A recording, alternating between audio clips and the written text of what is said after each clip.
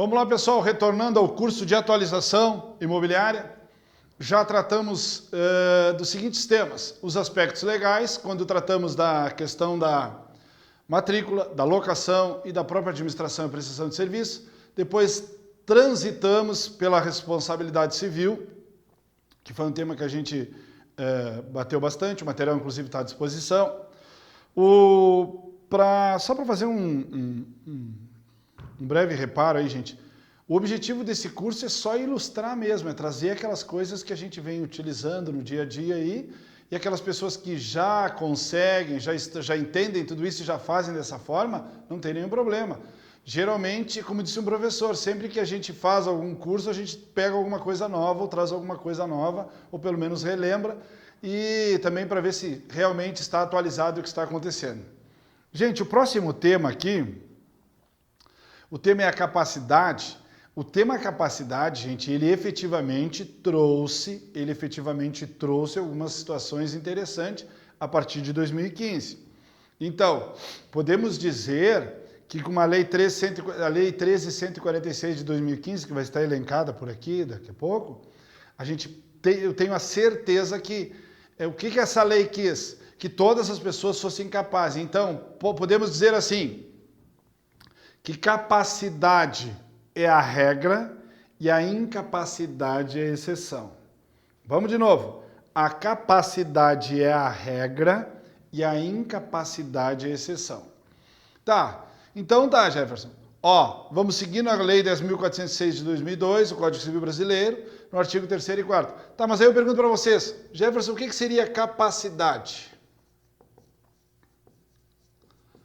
O que é a capacidade plena? Gente, a capacidade plena é quando a pessoa pode, por si só, praticar os atos da vida civil. Por si só, praticar atos da vida civil. Essa é a capacidade plena. Então, como vocês vão trabalhar com compra, venda de imóveis, administração de bens, daqui a pouco vocês vão ter bens de incapazes aí. Como assim, Jeff? Simples.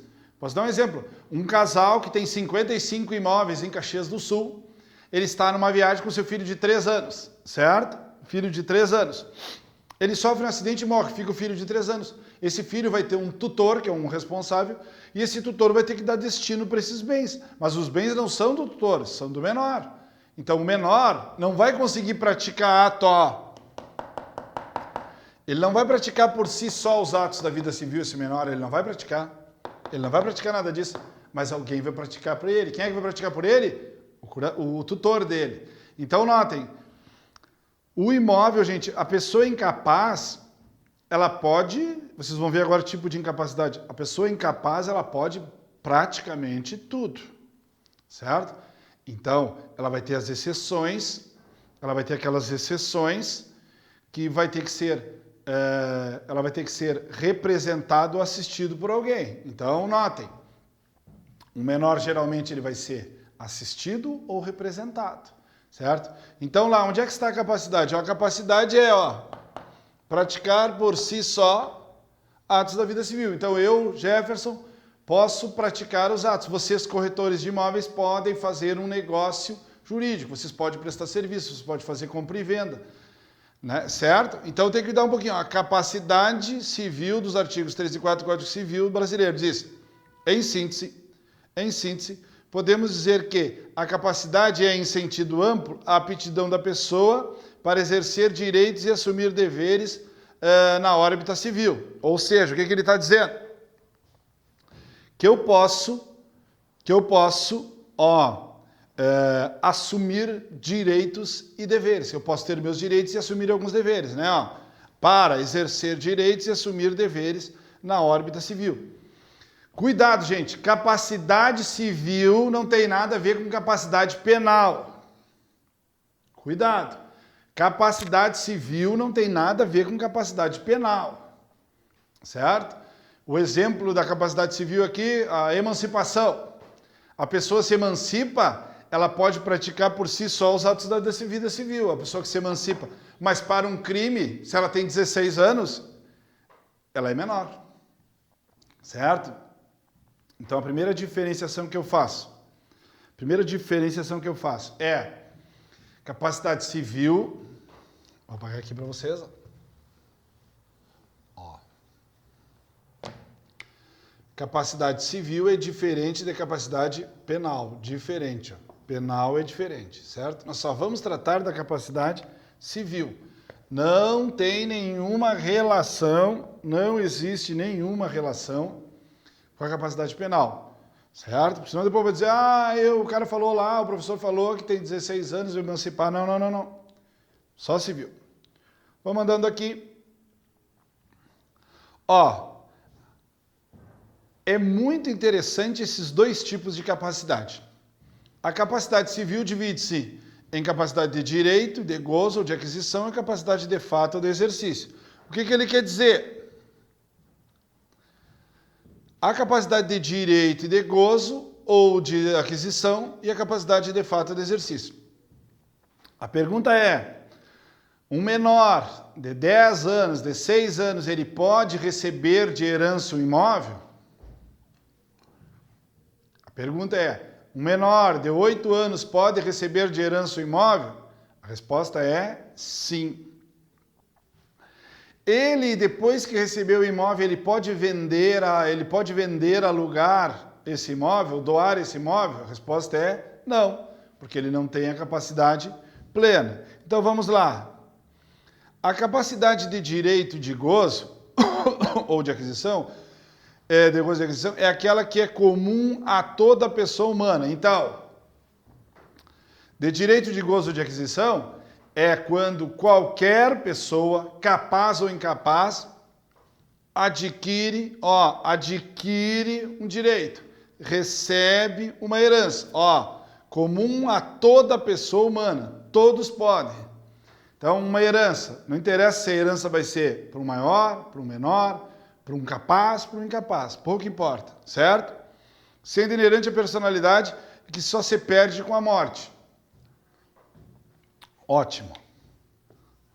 A capacidade, assim como a personalidade, regra, vou fazer aqui, regra, se perde com a morte, certo?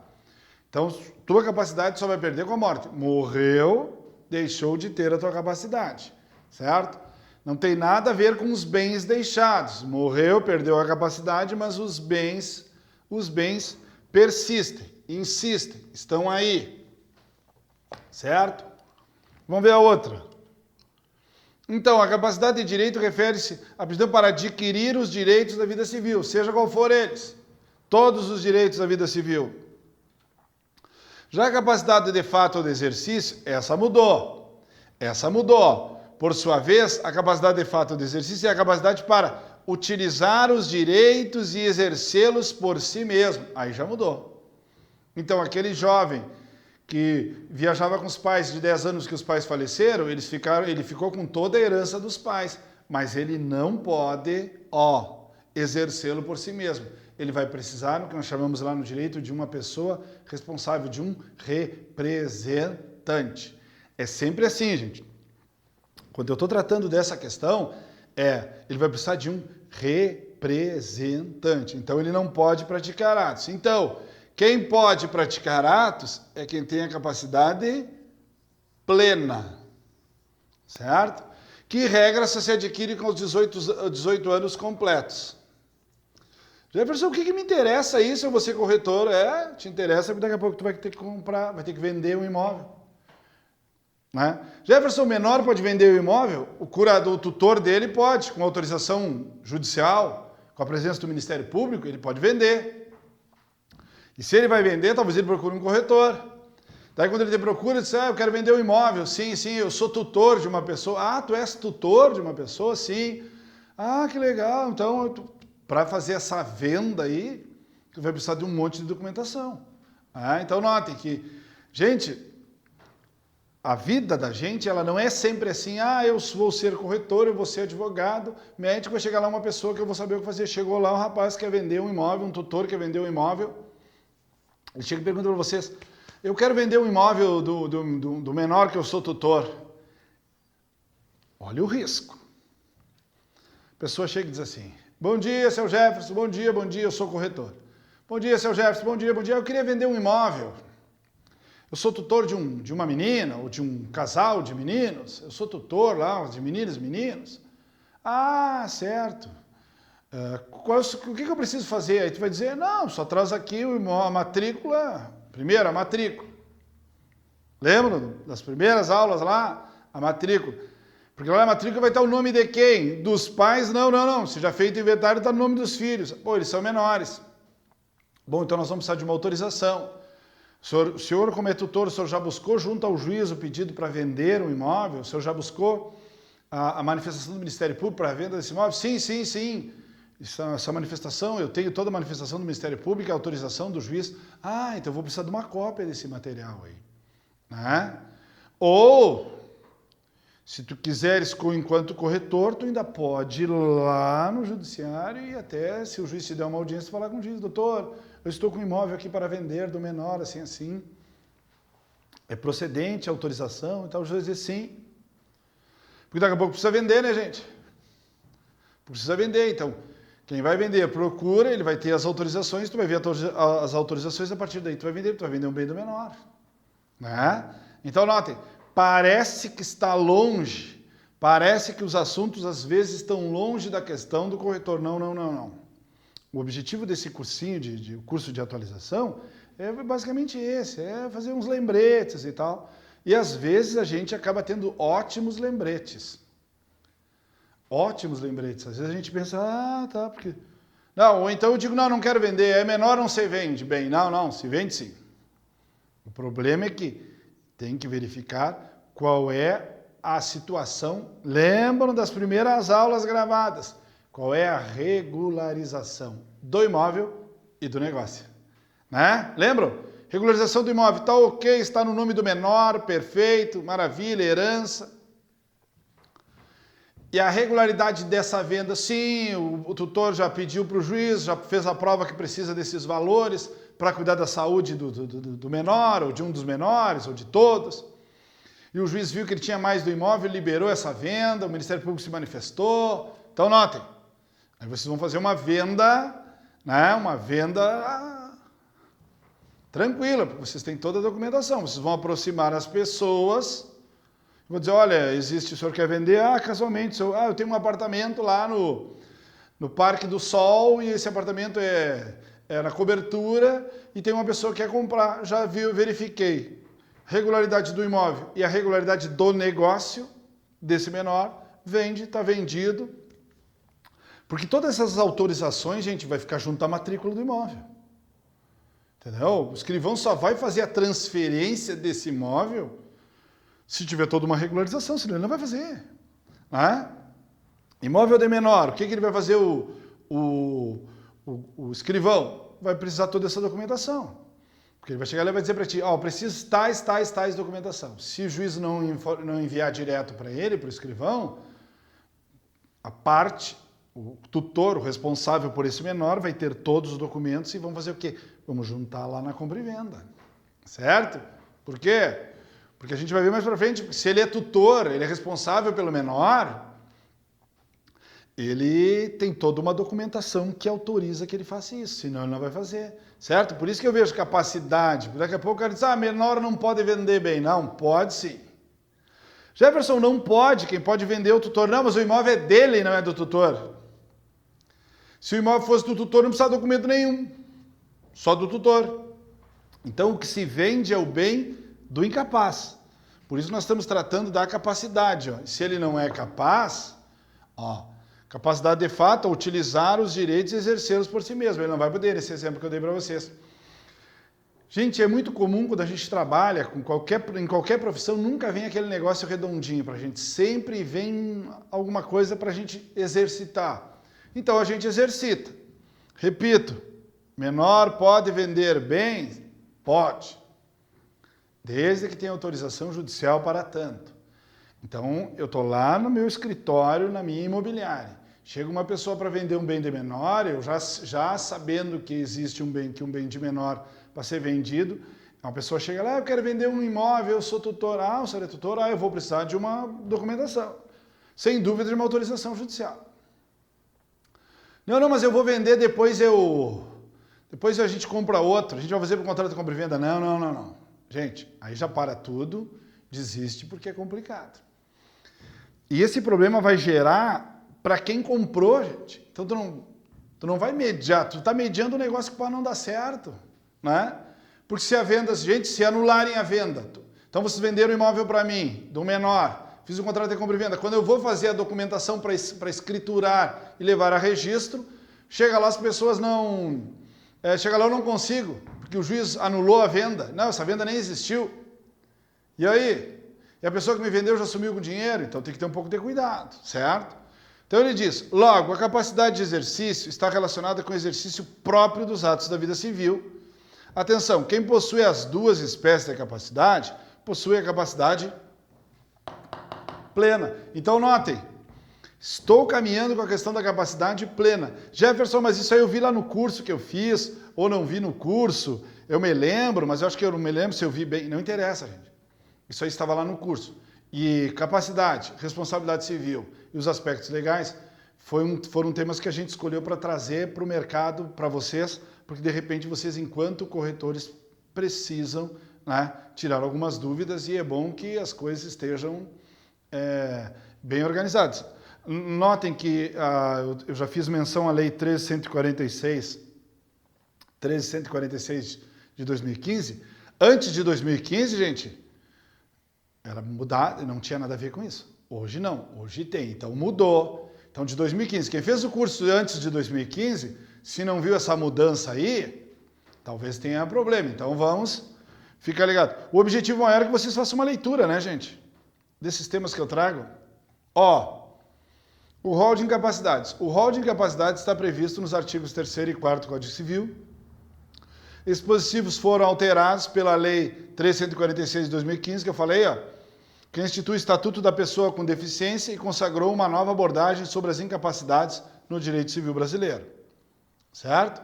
Então, o sistema de capacidade anterior a esse aqui, anterior, não era tão centrado em proteger as pessoas, mas sim visava proteger e preservar os negócios e os atos praticados que denotavam uma visão excessivamente patrimonialista.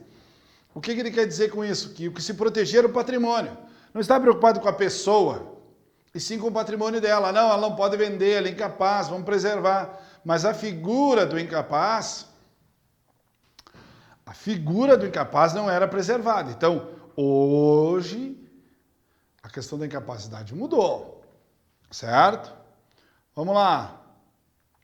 Somado a isso, estava a necessidade de tratar com igualdade as pessoas com deficiência, prezando pela sua inclusão com autonomia. Gente, aqui é bem interessante, ainda mais vocês que vão trabalhar com a questão da corretagem, né? Ou vão tratar com compra e venda. Gente,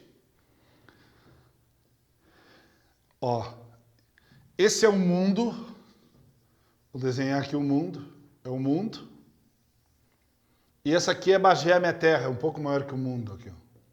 Não é brincadeira, né? É brincadeira. Esse aqui é o mundo.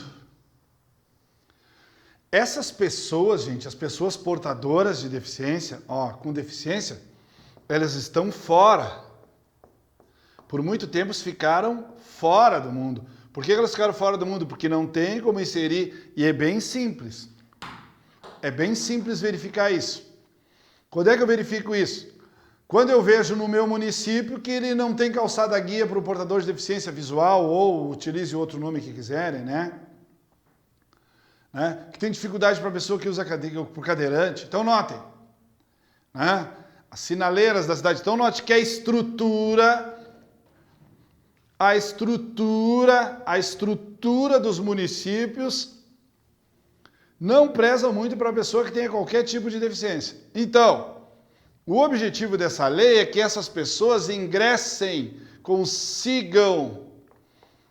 Gente, eu trouxe essa legislação porque ela é uma situação muito social até. Que essas pessoas ingressem e possam, de alguma forma, participar da vida social. Porque, regra, as pessoas ficam fora.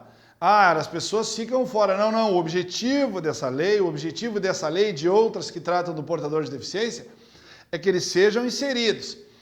Quer ver como é verdade? Há quanto tempo existe o estacionamento nos shoppings para os portadores de deficiência? Quanto tempo tem isso? Não tem muito tempo, né? Então, notem, as pessoas estão, querendo que essas pessoas saiam do anonimato e consigam se inserir no mundo. Esse é o objetivo dessa lei. Inclusive, o objetivo dessa lei sinceramente, é debater palmas de pé, né? Porque vai trazer as pessoas para essa questão. Porque essas pessoas são invisíveis a nível da sociedade, né, gente? Porque não tem nenhum tipo de deficiência ou portador de deficiência na família, esquece tudo isso. Por isso, então, nesse sentido, então, que se fez necessária a alteração dada pela Lei 1346 dos artigos 3º e 4º do Código Civil Brasileiro. Então, notem que a partir dessa lei deu uma nova visão para o artigo 3º e 4º. Vamos lá.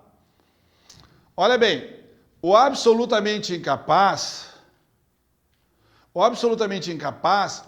não possui nenhum discernimento para a prática dos atos da vida civil. Por isso precisa ser representado. Então, beleza. Aqui, já vou marcar aqui no quadro, né? Se ele é absolutamente incapaz, ele é representado. Ele não pratica ato nenhum. Quem pratica é o seu representante. A única coisa que eu tenho que ver quem é que é essa pessoa. Ver se essa pessoa é algum portador de deficiência ou não. Então vamos lá, né? Utilizo esse nome, mas não fiquem... O nome pouco importa. O que tem que acontecer é o respeito pelas pessoas. Não possui nenhum discernimento para a prática, ser representado. Assim, o representante toma as decisões pelo absolutamente incapaz, visando o que seria melhor para o seu representado. Toma as decisões. O representante toma as decisões. Ele toma as decisões pelo representado. O representado não se manifesta, certo? Se tivesse que assinar um documento, ele assinaria, certo? Lembra o caso da compra e venda do imóvel lá do incapaz? Quem vai assinar é o tutor, né? Ou autorização do juiz, alguém, mas ele não vai assinar, certo? O artigo 3º, a Lei 13.146 de 2015 mudou o artigo 3º do Código Civil e agora são absolutamente incapazes de exercer, olha a palavra, pessoalmente os atos da vida civil, os menores de 16 anos. Então, o absolutamente incapaz por essa lei mudou. Só tem o menor de 16 anos. O menor de 16 anos. O absolutamente incapaz é o menor de 16 anos. Então, ele não pode pessoalmente praticar os atos da vida civil. Então, mudou. O artigo 3º. Todos os outros incisos foram revogados. São absolutamente incapazes de exercer pessoalmente os atos da vida civil. Os menores de 16 anos. Esses não podem praticar ato nenhum. Os atos praticados pelo absolutamente incapaz, sem representação, possuem nulidade absoluta. Gente, o que é nulidade absoluta? Ele nunca vai convalidar. Né? Ele vai ser nulo, ele nunca convalida. Esse ato nunca vai convalidar. É o que diz o 166. É nulo o ato, é nulo o negócio jurídico quando? Celebrado por pessoa absolutamente incapaz. Como assim, Jeff? Sim, tu não pode fazer um contrato de compra e venda com absolutamente incapaz porque ele vai ser nulo. Certo? Não vai ser nulo. Então vamos lá. O absolutamente incapaz, que é o menor de 16 anos, não pode praticar ato nenhum porque o ato que ele praticou é nulo. Esse artigo 166 também é do Código Civil. Se bem que essa estrutura que está sendo passada aqui para vocês está toda no Código Civil e na Lei 13.146 de 2015. Certo aí, gente? Mais um pontinho. Eu trago aqui para vocês o artigo 84 E aqui sim, gente, aqui ele traz uma novidade bem grande, e essa novidade ela é bem marcante, porque ela traz algumas situações que a gente não imagina ou não imaginaria, certo? Então vamos lá. Da pessoa com deficiência. A lei 13.146, no seu artigo 84, estabelece que a pessoa com deficiência tem, a palavra é tem, assegurado o direito ao exercício da sua capacidade legal, em igualdade de condições com as demais pessoas. Então, uma pessoa que tem alguma deficiência e uma pessoa que não tem nenhuma deficiência, estou falando da palavra deficiência porque estou tirando da lei, né? São exatamente iguais em direitos, deveres e obrigações. Certo? E agora, no mais, apenas quando necessário a pessoa com deficiência será submetida à curatela. E além disso, será facultada a adoção do processo de tomada de decisão apoiada. Bom, agora eu paro tudo aqui para não ficar perigoso. Primeira situação. Vamos definir tutela. O que é? E curatela. Gente, a tutela, a regra, é quando uma pessoa cuida e representa um menor. A curatela é quando ela cuida de uma pessoa que tem alguma deficiência. Certo? Então, a curatela pode ser de maior. Sabe? Gente, as definições é só para a gente ter uma noção, porque senão a gente vai lendo curatela, tutela. Tutela geralmente é para cuidar de menor. Cuida do menor e dos bens. E a curatela, gente, a curatela geralmente é para maior, mas as pessoas que de alguma forma têm alguma deficiência. O que eu quero dizer para vocês? Que essa deficiência ela vai ser definida num laudo médico. É o médico que vai dizer, determinada pessoa tem essa deficiência, certo? Não se olha para as pessoas e diz, ele é isso, ele é aquilo. Não, não. Tudo isso a gente verifica quando há uma revisão, uma previsão, revisa o médico e diz se essa pessoa tem ou não tem qualquer tipo de deficiência, que não possa compreender os atos da vida civil, certo? A tomada de decisão apoiada, a gente vai ver mais para frente o que é a tomada de decisão apoiada, tá? E aqui, gente, muita atenção. Que diz assim, a tomada de decisão apoiada consiste no processo pelo qual a pessoa com deficiência elege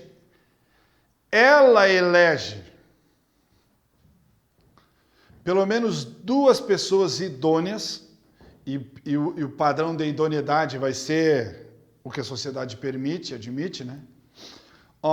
Que sejam de sua confiança para prestar apoio na tomada de decisões sobre os atos da sua vida civil. Então, vamos lá. Estou falando de decisão apoiada. Decisão apoiada. Ela vai escolher 2 pessoas que sejam da confiança e vão ajudá-la nas decisões sobre a vida civil. Então, 2 pessoas que ela realmente confia, que ela preza, essas pessoas é que vão ajudá-la para prestar apoio na vida civil. E olha aqui o que diz mais para frente. O que diz o artigo 6º dessa mesma lei, que aí é bem interessante, né, gente? O artigo 6º dessa lei diz assim, prestem atenção, para não dizer que eu não falei de flores depois. A deficiência não afeta a plena capacidade civil da pessoa, inclusive para. Vamos lá. A deficiência não afeta a plena capacidade civil. Lembra? Plena capacidade, a gente falou ali. Capacidade de direito e gozo, fato e exercício. Tem as 2, não afeta. Inclusive para casar-se e constituir união estável, casar-se, constituir união estável, exercer direitos sexuais e reprodutivos, ela vai poder decidir, exercer o direito de decidir sobre o número de filhos e de ter acesso à informação adequada sobre a reprodução e o planejamento familiar, e ainda conservar sua fertilidade sendo vedada a esterilização compulsória, quer dizer, não pode esterilizar essa pessoa que tem alguma deficiência de forma compulsória, obrigatória, certo?